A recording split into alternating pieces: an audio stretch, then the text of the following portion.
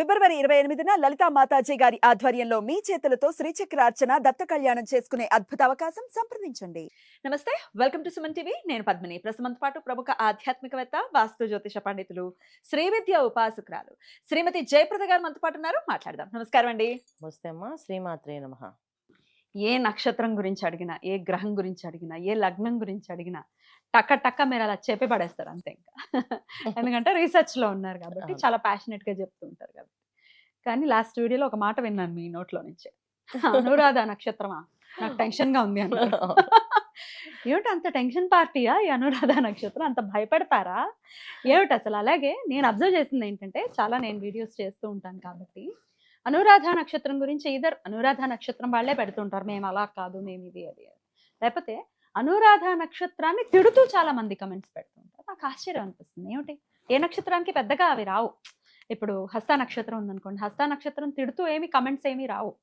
అయితే వస్తే మా జాతకం ఇలాగే ఉందండి అని హస్త వాళ్ళు అంటారేమో, కానీ అనురాధకి ఏంటండి ఇంత నెగిటివ్ ఇది ఉంది అంటే తిడతారు వాళ్ళని. ఏమిటి అసలు అనురాధ నక్షత్రం అంత భయపడేటటువంటి నక్షత్రమా? అసలు మోస్ట్ పవర్ఫుల్ అండ్ చాలా మంచి శని నక్షత్రం అంటే అద్భుతం కదా. మీ అనాలిసిస్ ఏంటి? అనురాధ నక్షత్రం టెన్షన్ గా ఉంది అంటే వీళ్ళు ఒక కోణంలో మార్చలేరు కదా. అందుకని మీరు ఒకే పాయింట్ చెప్పమంటే ఒక్క పాయింట్ చెప్పాలని నాకు టెన్షన్ అనిపిస్తుంది. ఎందుకంటే డిఫరెంట్ కేటగిరీస్ ఉంటారు.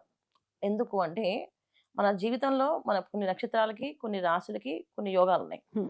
మన ధర్మార్థ కామ మోక్షాల్లో చూసుకుంటే మోక్ష స్థానమైన రాశి ఇది. సో వృశ్చిక రాశి. ఈ వృశ్చిక రాశిలోనే అనురాధ నక్షత్రం 4 పాదాలు ఉంటాయి. సో అంటే ఏంటంటే వీళ్ళు మోక్షానికి పొందడానికి పుట్టిన వాళ్ళు వీళ్ళు.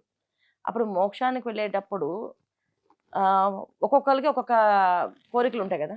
కొంతమంది హ్యాపీ లైఫ్ ఎంజాయ్ చేయాలని, కొంతమంది ఆధ్యాత్మికంగా ఎంజాయ్ చేయాలని, కొంతమంది కష్టాలు పడి పడి పడి పడి లేవాలని.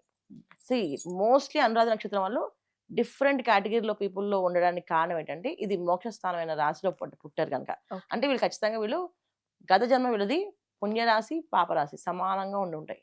ఓకే, సమానంగా ఉండడం వల్ల ఆ రెండుని అనుభవించడానికి మానవ జన్మ ఎత్తారు వీళ్ళు. సో ఈ మానవ జన్మ ఎత్తడమే వీళ్ళకి ఉన్న మెయిన్ ఇంపార్టెంట్. సో మానవుడిగా పుట్టి వీళ్ళ చేతుల నుంచి కొంతమందికి సెటిల్మెంట్ రావాలి.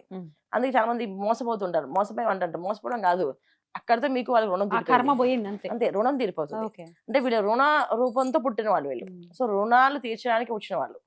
ఇప్పుడు మనం పెద్ద పెద్ద మహాత్ములు చూసాం.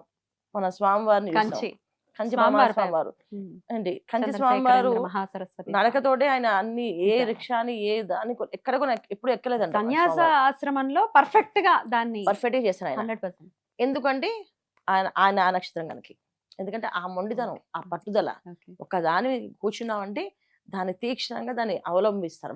నడిచే కామాక్షి అయ్యారు. అందుకే అది బ్రహ్మాండంగా. ఇప్పుడు మనకి మోదీ అద్భుతం. ఆయన కూడా అనుకున్నవన్నీ సాధించుకు వస్తున్నారు. నమ్మనమ్మగా ఎలాగో ఒకలాగా కష్టపడుతూ లాక్కుని వస్తున్నారు కదా. ఎందుకంటే వీళ్ళకి ఉన్న అదృష్టం ఏంటి, యోగాలంటే ప్లస్ పాయింట్స్ ఇవన్నీ. వీళ్ళు పట్టుదల పట్టుకున్నారు అంటే ఖచ్చితంగా దాన్ని సాధించుకు వస్తారు. అది ఎలాగైనా వస్తాయి. కాబట్టి కొంతమందికి ఇంకా మామూలుగా మనం చాలా మందికి కష్టాలు ఉన్నాయి. కష్టాలు కాదు అవి, మన గత జన్మలో చేసుకున్న ప్రారంభ కర్మల్ని నివృత్తి చేసుకుంటున్నారు వీళ్ళు. సో చాలా మందికి వృశ్చిక రాశి, వృశ్చిక లగ్నం పడిందంటే ఆల్మోస్ట్ వాళ్ళు మోక్షానికి వెళ్ళడానికి, అందుకే వాళ్ళు చాలా కష్టాలు ఉంటాయి, చాలా తీర్చవలసి ఉంటాయి. ఇప్పుడు మనం అనుకోండి, ఈ ఊరు ఖాళీ చేసి వేరే ఊరు ట్రాన్స్ఫర్ అయింది, వెళ్తున్నాం. ఈ ఊర్లో మన పాలవారికి తీర్చాల్సింది ఇవ్వాలా లెక్కలు, మనమ్మాయి లెక్కలు, తర్వాత చేసే సామాన్లు ఎవరెవరికి ఇచ్చారో పట్టుకెళ్ళే పరిస్థితి ఉండదు. ఏదో వేరే దేశానికి వెళ్తున్నాం, అప్పుడు ఇక్కడ సామాన్లు వదిలేసి వెళ్ళాల్సింది కదా. అలాగమాట వీళ్ళు ఇంకో జన్మకి ఎత్తడానికి వెళ్తున్నాను కనుక ఈ జన్మలో చేయాల్సిన కర్మలు అన్ని అనుభవించాల్సింది. అంటే మోక్షానికి వెళ్ళిపోతున్నారు కాబట్టి కంప్లీట్ చేయాల్సింది. ఇప్పుడు మాకే మోక్షం అక్కదండి అంటారు వీళ్ళు, మోక్షం అక్కదండి అంటారు, కానీ కాదు కదా. ఇప్పుడు పుట్టిన తర్వాత మనం స్పృహ కోల్పోయాం. పుట్టక ముందు భగవంతుడు జరిగిన చర్చ మనకు వీళ్ళు గుర్తులేదు, అందువల్ల కష్టాలు ఎక్కువ. సో వాళ్ళకి తెలిసిన చెప్తే కూడా వినకుండా వాదిస్తుంటారు. కొంతమంది మూర్ఖంగా మాట్లాడుతుంటారు, మొండుగా వాదిస్తుంటారు. ఎవరు చెప్పారు అవన్నీ నమ్ముతారా మీరు? నేను నిజంగా మీరు చూపిస్తారా? దేవుడు నిజంగా అలా చెప్పాడా? దేవుడు రాస్తారు. కొంతమంది వాదిస్తారు, దేవుడు నిజంగా మీకు చెప్పాడా? ఏదో జ్యోతిషం నిజంగా అలా ఉందా అంటే, గ్రంథాలు శాస్త్రాలు మరి పురుషులు రాసినవే కదా, వాళ్ళు రాసినవే కదా మనం చదువుతున్నాము. వాళ్ళు చెప్పారా అంటే మరి ఇవాళ మొబైల్ ఫోన్ వాడుతున్నాం, ఎవరు చెప్పారని వాడితే మొబైల్ ఫోన్ మనం మన convenient గా సౌకర్యార్థం అంతే కదా. వాడేసుకుంటున్నాం. మన సౌకర్యం బాగుందని వాడేసుకుంటున్నాం. అయ్యో ఇది ఎవరు దీని మూలం ఏంటి అని అడిగామా? ఆ, కానీ వీళ్ళు కొన్ని విషయాలు అడుగుతూ ప్రశ్నిస్తుంటారు, అందువల్ల మొండితనంగా ఉంటారు. అది ఉమ్, కొంతమంది లోభత్వం బాగా చూపిస్తారు. ప్రతిదీ ఆ ఈ 10 రూపాయలు అవ చేద్దాం, 5 రూపాయలు అవ చేద్దాం అనుకుని ఉంటారు. అది అవ్వదు. ఓకే. సో అలాంటి కష్టాలు కూడా మనం ఫేస్ చేయాలి. ఇప్పుడు ఏదైతే వీళ్ళు నేను చెప్పాను కదా నువ్వు నా కోసం తగ్గించాలి అని చెప్పి అంటే వాళ్ళ మానసిక బాధపడుతుందా, ఆ చిన్న కర్మ కూడా నేను అనుభవించాలి. ఇప్పుడు జనరల్ గా ఏంటంటే ఉమ్, కొన్ని నక్షత్రాలకి కర్మ అనుభవించే తక్కువ ఉంటుంది, ఉమ్. కొన్ని నక్షత్రాల కర్మ అనుభవించే ఎక్కువగా ఉంటుంది, ఉమ్. అనురాధకి ఎక్కువ ఉంటుంది. ఓకే. సో అందుకే చాలా మంది అనురాధ నక్షత్రం వాళ్ళకి ఫ్యామిలీ లైఫ్ ఎంజాయ్మెంట్ లైఫ్ వద్దు అంటే వాళ్ళు తీసుకెళ్లి తారాస్థాయిలో మంచి స్థాయిలో కూర్చోబెట్టేస్తారు. ఓకే. కొంతమంది నాకు ఫ్యామిలీయే కావాలి, నా ఫ్యామిలీ నా భార్య నా పిల్లలే కావాలంటే ఉమ్. ఆర్థిక పరిస్థితి చాలా డౌన్ గా ఉంటుంది. ఓకే. ఒక్క పాయింట్ అండి, మొహం మీద కొట్టినట్టు మాట్లాడే పరిస్థితి ఉంటుంది వీళ్ళకి అని కొంతమంది కమెంట్స్ నేను చదవటం జరిగింది. నిజమేనా? అంత అంటే ముక్కుసూటుగా ఉండటం ఒకటి, హార్ష్గా మాట్లాడటం ఒకటి. హార్ష్గా మాట్లాడతారా వీళ్ళు? 100%. వృచ్చిక రాశి అంటే ఏంటి మనకి? ఆ రాశి ఒక చిహ్నం ఏంటి? వృచ్చికం. వృచ్చికం అంటే ఏంటి మనకి? అది తేలు, తేలు. దాని తోక ఇలా ఉమ్, ఉంటుంది కదా. ఉమ్. సో మనకి తేలు కాటుకి ఎంత నొప్పి వస్తుంది, అవును. అమ్మా అంటాం కదా, అమ్మ బాబాయ్. ఆ తాత్వం వీళ్ళకి ఉంటుంది. వీళ్ళు మాట్లాడితే కొట్టినట్టుగా మనకి అనిపిస్తుంది, అమ్మో ఇంత గట్టిగా మాట్లాడతారంటే అనేది. Point to point, point to point, pin to pin మాట్లాడుతుంటారు వీళ్ళు. అందువల్ల మనకి అది భయం వస్తుంది. ఉమ్. రాశి అధిపతి ఎవరు మనకి? కుజుడు. కుజుడు. ఉమ్. సో అగ్రెసివ్ గా ఉంటారు Okay, ప్లానెట్. అది okay. తొందరగా తొందరగా ఏదైనా ఎనర్జీ ఫాస్ట్ గా చూపించిందంటే అది కుజుడే ఉమ్, కరగత్వం. ఉమ్, సో వీళ్ళు ఏంటంటే వెంటనే వచ్చేస్తుంది కోపం. ఉమ్. అంత మంచి వాళ్ళు ఉమ్. అంత కోపం వస్తే అంత రుద్ర రూపాన్ని చూపిస్తామట. ఓకే. సో మనం వీళ్ళని బాగా కోపిష్టం అనట్లేదు, కానీ చాలా మంచి వాళ్ళు వీళ్ళు. ఉమ్. ఏమిటండి మీ తప్పతో ఎవరు చేస్తారని మాకు అనగానే కూలైపోతారు. ఈజీ అయితే అది వీళ్ళని చాలా తోలేయడం. ఈజీగా, కానీ అది తెలియదు వీళ్ళకి. ఓకే. వాళ్ళు మా పిండి పిండి మాడితే ఏంటి ఈయన ఇలా మాట్లాడుతున్నాడు అసలు, ఉమ్. అసలు మీరు చెప్పేది వినరా, మీరు మాట్లాడండి. ఒక్క 10 నిమిషాలు వాళ్ళు మాట్లాడేదంతా వినేయాలి. వన్స్ వాళ్ళు మాట్లాడేది అయిపోయిందంతా వాళ్ళు రిలాక్స్ అవుతారు. అప్పుడు మీరు కాకపోతే ఎవరు చేస్తారు మాకు, మిమ్మల్ని అందుకే అడిగాము, మాకెంతో కొంత మీరు తగ్గించి మీరు ఎలా చేసేయండి అంటే సరే చేస్తాలే అని చెప్పారు, అయిపోయింది అంతే.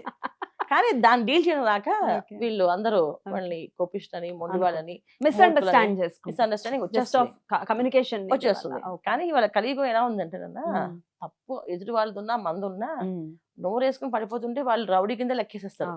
అంతే, వాళ్ళు మంచి వాళ్ళ కింద లెక్కేరు. అంతే కదా. ఇప్పుడున్న తత్వం అది.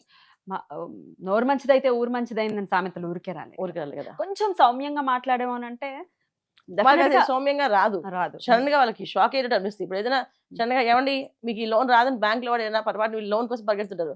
బ్యాంక్ ఆఫీస్ కావాల్సిన లంచాలు ఇస్తా ఉంటారు, అన్ని ఇస్తా ఉంటారు, వీళ్ళు అన్ని చేస్తా ఉంటారు. పాపం లాస్ట్ టైంకి వచ్చి ఏమండి మీకు లోన్ రాదండి అంటే ఇన్నాళ్ళు తిన్నదంతా ఏం చేస్తావు, ఎందుకు తిప్పే మమ్మల్ని అని చెప్పి అంటే కోపం వచ్చేస్తుంది వీళ్ళకి. ఆగదు పాపం, బాధ అనమాట. బాధతో తనకు వచ్చిన కోపం అది. అంతేగాని అది ఏదో కావాలని వెళ్ళిన లోపల అందాలు పెట్టుకోవడాలు. బాధతో లోపల తనకు వచ్చిన కోపాన్ని బాధని వాళ్ళు ఎక్స్ప్రెస్ చేయకుండా గట్టిగా తిట్టేస్తారు. అది బ్యాంక్ అని చూడరు, Right. బయట మనతో మాట్లాడడం చూడరు, ఎవరని చూడరు, మాట్లాడేస్తారు.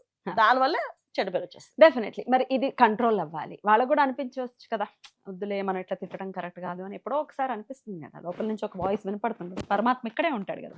రైట్, మరి మార్చుకోవాలనుకుంటున్నాం అండి మమ్మల్ని మేము, మాట కొంచెం కంట్రోల్ అవ్వాలనుకుంటున్నాం, సాఫ్ట్గా ఉండాలనుకుంటున్నాం, లేకపోతే చుట్టుపక్కల ఉన్నటువంటి పరిస్థితులు మారాలి అంటే ఏ దైవం వీళ్ళకి ఖచ్చితంగా సహాయపడుతుంది?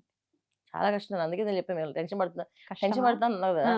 అది సహజంగా పుట్టుకతో వచ్చిన గుణాలు ఇవన్నీ. మన సడన్గా వెళ్ళి మీరు నోరు కంట్రోల్ చేసుకోండి అంటే ఆమె ఖచ్చితంగా కంట్రోల్ ఉంటారు. 99% కంట్రోల్ ఉంటాం అనుకుంటారు వాళ్ళు పాపం. కానీ కానీ ఉండలేదు. వాళ్ళకి ఉండలేరు. ఉమ్. ఏదో ఒకటి వచ్చి ఏదో బాంబు వేస్తారు. అందుకే దేవతను అడుగుతున్నానండి. దైవం దేవతారాధన తలుచుకుంటే ఇంకేముంది? వీళ్ళు తలుచుకున్న గుళ్ళో కొన్ని తిట్టేస్తారు ఫోన్ చేసి. ప్రదక్షిణాలు చేస్తారు. నేను ఒక ఆయన్ని గుళ్ళో 108 ప్రదక్షిణాలు చేసే వరకు 108 రోజుల వరకు మీరు ఎవరితో గొడవ పడకండి, అలాగేనండి అన్న. ఉమ్. ప్రదక్షిణాలు చేస్తారు పాపం. ఎలాంటి కష్టం వస్తుందో చెప్తా. అంటే జరిగిన వాళ్ళని ఫోన్ చేసి మళ్ళీ అడిగాడు ఆయన. గుళ్ళో రోజుకి 108 ప్రదక్షిణాలు, చిన్న గుడి, చాలా చిన్న గుడి అండి. ప్రదక్షిణాలు చేస్తారు తిరిగేసి 108 చేయండి అన్న. ప్రదక్షిణాలు చేస్తారు. ఏంటి ఒక ఆవిడ అడ్డొస్తుందంట. ఏమ్మా నన్ను ప్రదక్షిణ చేసుకుని ఇవ్వ, నువ్వు అడ్డొచ్చేస్తా అసమానికి నన్ను చేసుకుని ఇవ్వ నన్ను అడిగాడు ఆయన గొప్పని. ఎందుకంటే అడిగారు కూడా అంటే అంత వీళ్ళకి అదేదో కావాలని అనాలి అనుకోరు. చేయటం కాదు. వాళ్ళకి అది తట్టుకునే తత్వం లేదు వాళ్ళకి. ఓకే. అది వచ్చేస్తుంది. అయినప్పటికీ ఏ దేవత ఆరాధన ఖచ్చితంగా చేసుకుంటే బెటర్ ఉంటుంది. ఎప్పుడు చేసుకోవాలంటే దత్తాత్రేయ స్వామి. దత్తాత్రేయ. ఎందుకంటే శ్రీ గురుదత్త జయ గురుదత్త కోపం వచ్చింది అనుకోండి, శ్రీ గురుదత్త జయ గురుదత్త, శ్రీ గురుదత్త జయ గురుదత్త అన్నాను అనుకోండి తగ్గిపోతుంది. ఓకే. వాళ్ళ కోపం వచ్చి వాళ్ళు తిట్టాలనిపిస్తుంది. అమ్మో అనకూడదు అని తిట్టకూడదు అంటే కంటిన్యూ నామస్మరణ. ఆ. వీళ్ళు ఒక 41 రోజులు ఈ పడుకున్నా లేచినా తుమ్మినా దగ్గినా సీగురుదత్త జగురుదత్త అని అలవాటు అయిపోతే ఉమ్. కోపం వచ్చినప్పుడు దత్త అని అరిస్తే ఉమ్. ఆయన ఒక అనుగ్రహం కలుగుతుంది వీళ్ళకి, Right. వీళ్ళకి కోపం తగ్గుతుంది. Right. కానీ వీళ్ళు చేయగలరా అనేది నాకు ఒక ప్రశ్న. అయితే ఆన్ దట్ కాంటెక్స్ మరి వీళ్ళ కుటుంబ సభ్యులు ఎవరైనా ఉన్నారనుకోండి, భర్త మారాలి, నా పిల్లాడు మారాలి అని అనుకుంటూ వాళ్ళ కుటుంబ సభ్యులు చేస్తే పోని మార్పు ఉంటుందా? లేదన్న వాళ్ళే వాళ్ళే చేసుకోవాలి.